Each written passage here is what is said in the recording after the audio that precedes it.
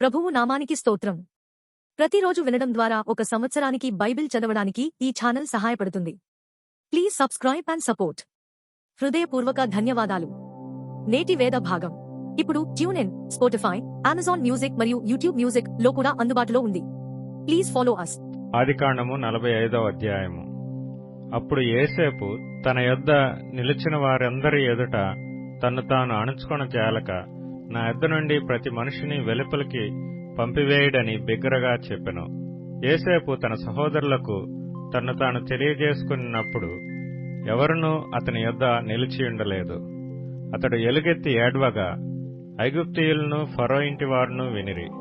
అప్పుడు యోసేపు, నేను యోసేపును, నా తండ్రి ఇంకా బ్రతికియున్నాడా అని అడిగినప్పుడు అతని సహోదరులు అతని సముఖమందు తొందరపడి అతనికి ఉత్తరము ఇయ్యలేకపోయిరి. అంతటా యోసేపు, నా దగ్గరకు రండని తన సహోదరులతో చెప్పినప్పుడు వారు అతని దగ్గరకు వచ్చిరి. అప్పుడతడు ఐగుప్తునకు వెళ్ళునట్లు మీరు అమ్మివేసిన మీ సహోదరుడైన యోసేపును నేనే. అయినను నేనిక్కడికి వచ్చునట్లు మీరు నన్ను అమ్మివేసినందుకు దుఃఖపడకుడి. అది మీకు సంతాపం పుట్టింపనీయకుడి. ప్రాణరక్షణ కొరకు దేవుడు మీకు ముందుగా నన్ను పంపించెను. 2 సంవత్సరముల నుండి కరువు దేశంలోనున్నది. సేద్యమైనను కోతయైనను లేని సంవత్సరములు ఇంకా 5 వచ్చును. మిమ్మును ఆశ్చర్యముగా రక్షించి దేశములో మిమ్మును శేషముగా నిలుపుటకు ప్రాణముతో కాపాడుటకును దేవుడు మీకు ముందుగా నన్ను పంపించెను. కాబట్టి దేవుడే గాని మీరు నన్ను ఇక్కడికి పంపలేదు. ఆయన నన్ను ఫరోకు తండ్రిగాను అతని ఇంటి వారికందరికీ ప్రభువుగాను ఐగుప్తు దేశమంతటి మీద ఏలికగాను నియమించెను. మీరు త్వరగా నా తండ్రి యొద్దకు వెళ్లి అతనితో, నీ కుమారుడైన యోసేపు దేవుడు నన్ను ఐగుప్తు దేశమంతటికి ప్రభువుగా నియమించెను, నా యొద్దకు రమ్ము, అక్కడ ఉండవద్దు, నీవు గోషెను దేశమందు నివసించెదవు. అప్పుడు నీవును నీ పిల్లలను నీ పిల్లల పిల్లలను నీ గొర్రెల మందలను నీ పశువులను నీకు కలిగినది యావత్తును నాకు సమీపముగా నుండును. ఇకను 5 కరువు సంవత్సరములు వచ్చును గనక నీకును నీ ఇంటి వారికిని నీకు కలిగినదంతటికిని పేదరికము రాకుండా అక్కడ నిన్ను పోషించదనన్నాడని చెప్పుడి. ఇదిగో మీతో మాట్లాడుచున్నది నా నోరే అని మీ కన్నులను నా తమ్ముడైన బెన్యామీను కన్నులను చూచుచున్నవి. ఐగుప్తులో నాకు కలిగిన సమస్త ఘనతను మీరు చూచినది యావత్తు నా తండ్రికి తెలియచేసి త్వరగా నా తండ్రిని ఇక్కడికి తీసుకుని రండని తన సహోదరులతో చెప్పి తన తమ్ముడైన బెన్యామీను మెడ మీద పడి ఏడ్చెను. బెన్యామీను అతని మెడ మీద పడి ఏడ్చెను. అతడు తన సహోదరులందరినీ ముద్దు పెట్టుకుని వారి మీద పడి ఏడ్చిన తరువాత అతని సహోదరులు అతనితో మాట్లాడిరి. యోసేపు యొక్క సహోదరులు వచ్చిన వర్తమానము ఫరో ఇంటిలో వినబడెను. అది ఫరోకును అతని సేవకులకును ఇష్టముగా నుండెను. అప్పుడు ఫరో యోసేపుతో ఇట్లనెను, నీవు నీ సహోదరులను చూచి మీరిలాగు చేయుడి, మీ పశువుల మీద బరువులు కట్టి కనాను దేశమునకు వెళ్లి మీ తండ్రిని మీ ఇంటివారిని వెంటబెట్టుకుని నా యొద్దకు రండి. ఐగుప్తు దేశమందలి మంచి వస్తువులను మీకిచ్చేదను. ఈ దేశం యొక్క సారమును మీరు అనుభవించెదరు. నీకు ఆజ్ఞ అయినది కదా, దీని చేయుడి. మీ పిల్లల కొరకును మీ భార్యల కొరకును ఐగుప్తులో నుండి బండ్లను తీసుకుని పోయి మీ తండ్రిని వెంటబెట్టుకుని రండి. ఐగుప్తు దేశమంతటిలోనున్న మంచి వస్తువులు మీవే అగును గనుక మీ సామాగ్రిని లక్ష్య పెట్టకుడని చెప్పుమనగా ఇశ్రాయేలు కుమారులు అలాగునే చేసిరి. యోసేపు ఫరో మాట చొప్పున వారికి బండ్లను ఇప్పించెను, మార్గమునకు ఆహారము ఇప్పించెను. అతడు వారికి 2 దుస్తుల బట్టలు ఇచ్చెను. బెన్యామీనుకు 300 తులముల వెండియును 5 దుస్తుల బట్టలు ఇచ్చెను. అతడు తన తండ్రి నిమిత్తము ఐగుప్తులో నున్న మంచి వస్తువులను మోయిచున్న 10 గాడిదలను, మార్గమునకు తన తండ్రి నిమిత్తము ఆహారమును ఇతర ధాన్యమును తినుబండారములను మోయిచున్న 10 ఆడుగాడిదలను పంపెను. అప్పుడతడు తన సహోదరులను సాగనంపి వారు బయలుదేరుచుండగా మార్గమందు కలహపడకుడని వారితో చెప్పెను. వారు ఐగుప్తు నుండి బయలుదేరి కనాను దేశమునకు తమ తండ్రి అయిన యాకోబు నద్దకు వచ్చి యోసేపు ఇంకా బ్రతికియుండి ఐగుప్తు దేశమంతటిని ఏలుచున్నాడని అతనికి తెలియచేసిరి. అయితే అతడు వారి మాట నమ్మలేదు గనుక అతడు, నిశ్చేష్టుడాయెను. అప్పుడు వారు యోసేపు తమతో చెప్పిన మాటలన్నిటినీ అతనితో చెప్పిరి. అతడు తన్ను ఎక్కించుకుని పోవుటకు యోసేపు పంపిన బండ్లు చూచినప్పుడు వారి తండ్రి అయిన యాకోబు ప్రాణము తెప్పరిల్లెను. అప్పుడు ఇశ్రాయేలు, ఇంతే చాలును, నా కుమారుడైన యోసేపు ఇంకా బ్రతికియున్నాడు, నేను చావక మునుపు వెళ్లి అతని చూచెదనని చెప్పెను. ఆదికాండము 46వ అధ్యాయం. అప్పుడు ఇశ్రాయేలు తనకు కలిగినదంతయు తీసుకుని ప్రయాణమై బెయేర్షెబాకు వచ్చి తన తండ్రి అయిన ఇస్సాకు దేవునికి బలులనర్పించెను. అప్పుడు రాత్రి దర్శనములయందు దేవుడు యాకోబు యాకోబు అని ఇశ్రాయేలును పిలిచెను. అందుకతడు చిత్తము ప్రభువా అనెను. ఆయన, నేనే దేవుడను, నీ తండ్రి దేవుడను. ఐగుప్తునకు వెళ్ళుటకు భయపడకుము, అక్కడ నిన్ను గొప్ప జనముగా చేసెదను. నేను ఐగుప్తునకు నీతో కూడా వచ్చెదను. అంతేకాదు, నేను నిశ్చయముగా నిన్ను తిరిగి తీసుకుని వచ్చెదను. యోసేపు నీ కన్నుల మీద తన చెయ్యి ఉంచునని సెలవీయగా యాకోబు లేచి బెయేర్షెబా నుండి వెళ్ళెను. ఫరో అతన్ని నెక్కించి తీసుకుని వచ్చుటకు పంపిన బండ్ల మీద ఇశ్రాయేలు కుమారులు తమ తండ్రి అయిన యాకోబును, తమ పిల్లలను, తమ భార్యలను ఎక్కించిరి. వారు అనగా యాకోబును అతని యావత్తు సంతానమును, తమ పశువులను, తాము కనానులో సంపాదించిన సంపద యావత్తును తీసుకుని ఐగుప్తునకు వచ్చిరి. అతడు తన కుమారులను, తన కుమారుల కుమారులను, తన కుమార్తెలను, తన కుమారుల కుమార్తెలను, తన యావత్తు సంతానమును ఐగుప్తునకు తనతో కూడా తీసుకుని వచ్చెను.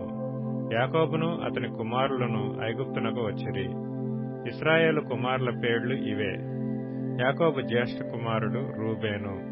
రూబేను కుమారులైన హనోకు, పల్లు, హెస్రోను, కర్మి. షిమ్యోను కుమారులైన యెమూయేలు, యామీను, ఓహదు, యాకీను, సోహరు, కనానీయురాలి కుమారుడైన షాపూలు. లేవి కుమారులైన గెర్షోను, కహాతు, మెరారి. యూదా కుమారులైన ఏరు, ఓనాను, షేలా, పెరెసు, జెరహు. ఆ ఏరును ఓనానును కనాను దేశంలో చనిపోయిరి. పెరెసు కుమారులైన హెస్రోను, హామూలు. ఇస్సాకారు కుమారులైన తోలా, పువ్వా, యోబు, షిమ్రోను. జెబూలూను కుమారులైన సెరెదు, ఏలోను, యహలేలు. వీరు లేయా కుమారులు. ఆమె పద్దనరాములో యాకోబు వారిని అతని కుమార్తె అయిన దీనాను కనెను. అతని కుమారులను, అతని కుమార్తెలను అందరినూ 33. గాదు కుమారులైన సిప్యోను, హగ్గీ, షూని, Ezbon, Eri, Arodi, Areli. Asher కుమారులైన ఇమ్నా, ఇష్వా, ఇష్వి, బెరీయా. వారి సహోదరి అయిన సెరహు. ఆ బెరీయా కుమారులైన హెబెరు, మల్కీయేలు. లాబాను తన కుమార్తె అయిన లేయాకిచ్చిన జిల్పా కుమారులు వీరే. ఆమె ఈ 16 మందిని యాకోబునకు కనెను. యాకోబు భార్య అయిన రాహేలు కుమారులైన యోసేపు, బెన్యామీను. యోసేపునకు మనష్షే, ఎఫ్రాయిములు పుట్టిరి. వారిని ఐగుప్తు దేశమందు ఓనుకు యాజకుడగు పోతీఫర కుమార్తె అయిన ఆసెనతు అతనికి కనెను. బెన్యామీను కుమారులైన బెలా, బేకెరు, అష్బేలు, గెరా, నయమాను, ఏహి, రోషు, ముప్పీము, హుప్పీము, ఆర్దు. యాకోబునకు రాహేలు కనిన కుమారులకు వీరందరూ 14. దాను కుమారుడైన హుషీము. నఫ్తాలి కుమారులైన యహసేలు, గూని, యోసెరు, షిల్లేము. లాబాను తన కుమార్తె అయిన రాహేలునకు ఇచ్చిన బిల్హా కుమారులు వీరే. ఆమె వారిని యాకోబునకు కనెను. వారందరూ 7. యాకోబు కోడండ్రును వినాయించి అతని గర్భవాసమున పుట్టి యాకోబుతో ఐగుప్తునకు వచ్చిన వారందరూ 66. ఐగుప్తులో అతనికి పుట్టిన యోసేపు కుమారులిద్దరు. ఐగుప్తునకు వచ్చిన యాకోబు కుటుంబపు వారందరూ 70 మంది. అతడు గోషెనుకు త్రోవ చూపుటకు యోసేపు నొద్దకు తనకు ముందుగా యూదాను పంపెను. వారు గోషెను దేశమునకు రాగా యోసేపు తన రథమును సిద్ధము చేయించి తన తండ్రి అయిన ఇశ్రాయేలును ఎదుర్కొంటకు గోషెనుకు వెళ్లి అతనికి కనబడెను. అప్పుడు అతడు అతని మెడ మీద పడి అతని మెడ పట్టుకొని ఎంతో ఏడ్చెను. అప్పుడు ఇశ్రాయేలు యోసేపుతో, నీవింకా బ్రతికి ఉన్నావు, నీ ముఖం చూచితిని, గనక నేనెకను చనిపోవదునని చెప్పెను. యోసేపు తన సహోదరులను తన తండ్రి కుటుంబపు వారిని చూచి, నేను వెళ్లి ఇది ఫరోకు తెలియజేసి, కనాను దేశంలో ఉండిన నా సహోదరులను నా తండ్రి కుటుంబపు వారును నా యొద్దకు వచ్చిరి. ఆ మనుషులు పశువులు గలవారు, వారు గొర్రెల కాపరులు. వారు తమ గొర్రెలను పశువులను తమకు కలిగినదంతయు తీసుకుని వచ్చిరని అతనితో చెప్పెదను. గొర్రెల కాపరి అయిన ప్రతివాడు ఐగుప్తీయులకు హేయుడు గనుక ఫరో మిమ్మల్ని పిలిపించి మీ వృత్తి ఏమిటని అడిగిన ఎడల, మీరు గోషెను దేశమందు కాపురముండునట్లు మా చిన్నతనం నుండి ఇదివరకు నీ దాసులమైన మేమును మా పూర్వీకులను పశువులు గలవారమై ఉన్నామని ఉత్తరమీయుడని చెప్పెను. మార్కు సువార్త 15వ అధ్యాయం.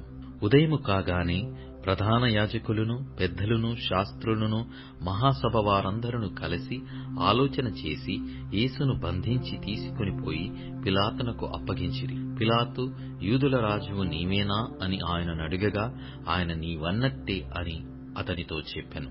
ప్రధాన యాజకులు ఆయన మీద అనేకమైన నేరములు మోపగా, పిలాతు ఆయనను చూచి, మరలా నీవు ఉత్తరమేమీ చెప్పవా? నీ మీద వీరు ఎన్నెన్ని నేరములు మోపుచున్నారో చూడుమని. ఆయనను యేసు మరి ఏ ఉత్తరము చెప్పలేదు కనుక పిలాతు ఆశ్చర్యపడెను. ఆ పండుగలో వారు కోరుకొనిన యొక్క ఖైదీని పిలాతు విడిపించువాడు. అధికారులను ఎదిరించి కలహములో నరహత్య చేసిన వారితో కూడా బంధింపబడి ఉండిన బరబ్బా ఒకడుండెను.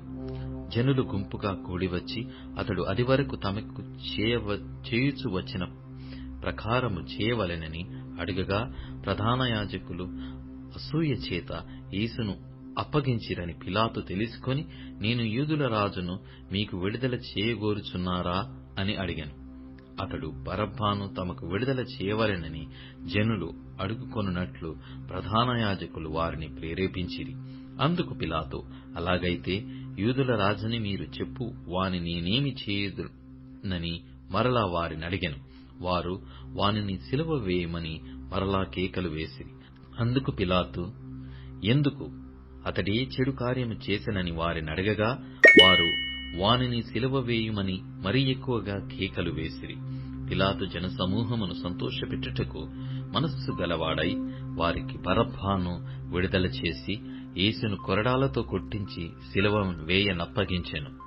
అంతటా సైనికులు ఆయనను ప్రెతోరియమను అధికార మందిరము లోపలికి తీసుకునిపోయి సైనికులందరినీ సమకూర్చుకొనిన తరువాత ఆయనకు ఊదారంగు వస్త్రములు తొడిగించి ముళ్ళ కిరీటమును ఆయన తలమీద పెట్టి, యూదుల రాజా నీకు శుభమని చెప్పి ఆయనకు వందనములు చేయసాగిరి.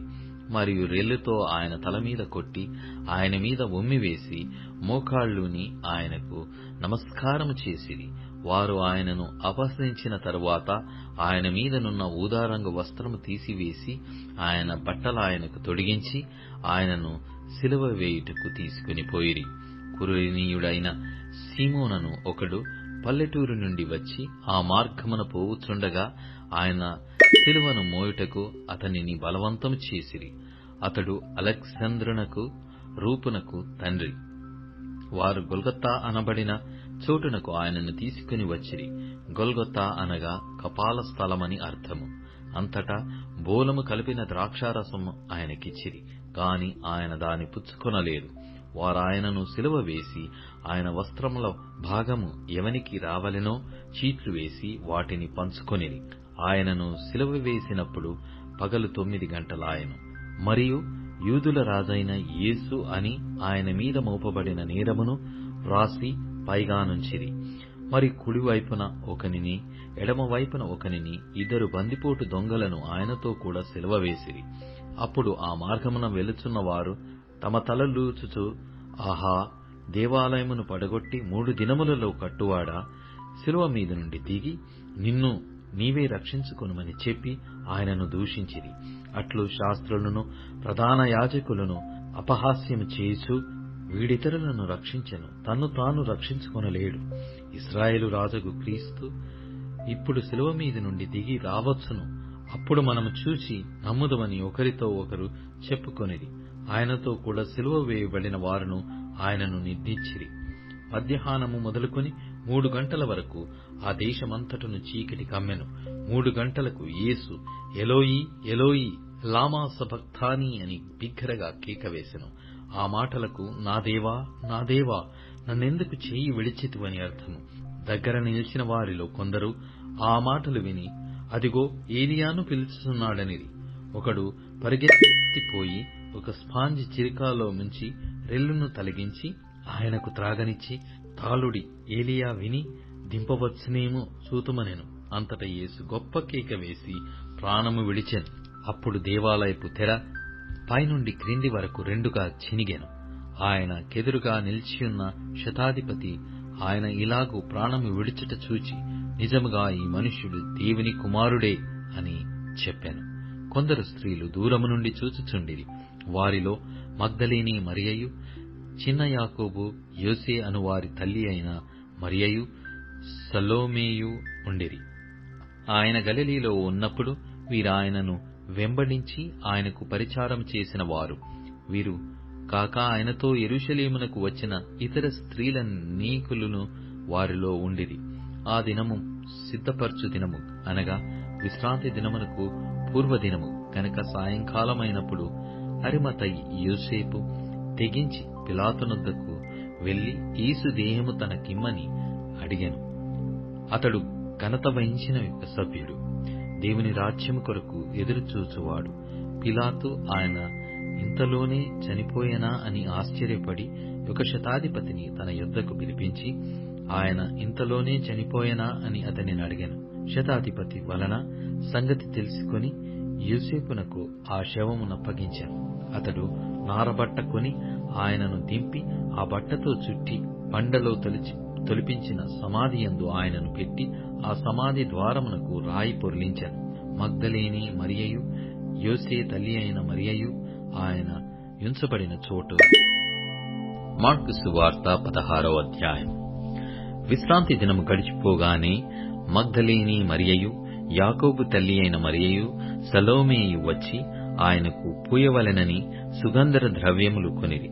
వారు ఆదివారమున పెందలకడ లేచి బయలుదేరి సూర్యోదయమైనప్పుడు సమాధి యొద్దకు వచ్చుచుండగా సమాధి ద్వారము నుండి మన కొరకు ఆ రాయి ఎవడు పొర్లించునని ఒకరితో ఒకరు చెప్పుకొనుచుండిరి. వారు వచ్చి కన్నులెత్తి చూడగా రాయి పొర్లింపబడి ఉండుట చూచిరి. ఆ రాయి ఎంతో పెద్దది. అప్పుడు వారు సమాధిలో ప్రవేశించి తెల్లని నిలువుటంగి ధరించుకొనియున్న ఒక పడుచువాడు కుడివైపునను కూర్చుండుట చూచి మిగుల కలవరపడిరి. అందుకతడు కలవరపడకుడి, సిలువ వేయబడిన నజరేయుడగు యేసును మీరు వెతుకుచున్నారు.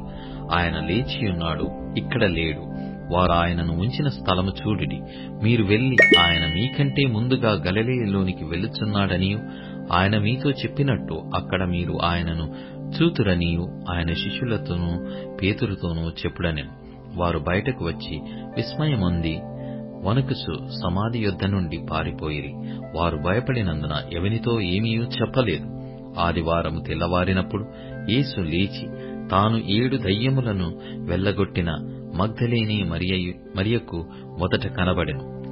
ఆయనతో ఉండిన వారు దుఃఖపడి ఏడ్చుచుండగా ఆమె వెళ్లి ఆ సంగతి వారికి తెలియజేసెను. గాని ఆయన బ్రతికియున్నాడనియు ఆమెకు కనబడిననియు వారు విని నమ్మకపోయిరి. ఆ తర్వాత వారిలో 2 ఒక పల్లెటూరికి నడిచిపోవుచుండగా ఆయన మారు రూపము గలవాడై వారికి ప్రత్యక్షమాయెను. వారు వెళ్లి తక్కిన వారికి ఆ సంగతి తెలియజేసిరి గాని వారు వీరి మాటనైనను నమ్మకపోయిరి. పిమ్మట 11 మంది శిష్యులు భోజనమునకు కూర్చున్నప్పుడు ఆయన వారికి ప్రత్యక్షమై తాను లేచిన తర్వాత తన్ను చూచిన వారి మాట నమ్మనందున వారి అపనమ్మిక నిమిత్తమును హృదయ కాఠిన్యము నిమిత్తమును వారిని గద్దించెను. మరియు మీరు సర్వలోకమునకు వెళ్లి సర్వ సృష్టికి సువార్తను ప్రకటించుడి. నమ్మి బాప్తిస్మము పొందినవాడు రక్షింపబడును, నమ్మని వానికి శిక్ష విధింపబడును. నమ్మిన వారి వలన ఈ సూచక క్రియలు కనబడును. ఏవనగా నా నామమున దయ్యములను వెళ్లగొట్టుదురు, క్రొత్త భాషలు మాట్లాడుదురు, పాములను ఎత్తి పట్టుకొందురు, మరణకరమైనదేది త్రాగినను అది వారికి హాని చేయదు. రోగుల మీద చేతులుంచినప్పుడు వారు స్వస్థత నొందుదురని వారితో చెప్పాను. ఇలాగు ప్రభువైన యేసు వారితో మాటలాడిన తరువాత పరలోకమునకు చేర్చుకొనబడి దేవుని కుడిపార్శ్వమున ఆసీనుడయ్యెను. వారు బయలుదేరి వాక్యమంతట ప్రకటించిరి. ప్రభువు వారికి సహకారుడై యుండి వెనువెంట జరగచ్చు వచ్చిన సూచక క్రియల వలన వాక్యమును స్థిరపరచుచుండెను.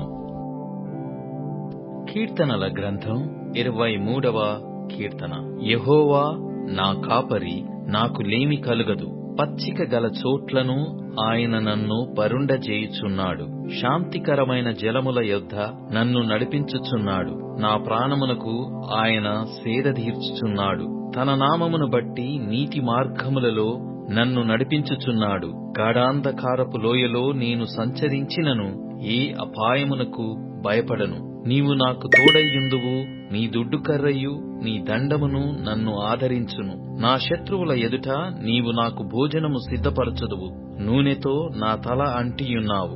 నా గిన్నె నిండి పొర్లుచున్నది. నేను బ్రతుకు దినములన్నీయు కృపాక్షేమములే నా వెంట వచ్చును. చిరకాలము యెహోవా మందిరములో నేను నివాసము చేసెదను.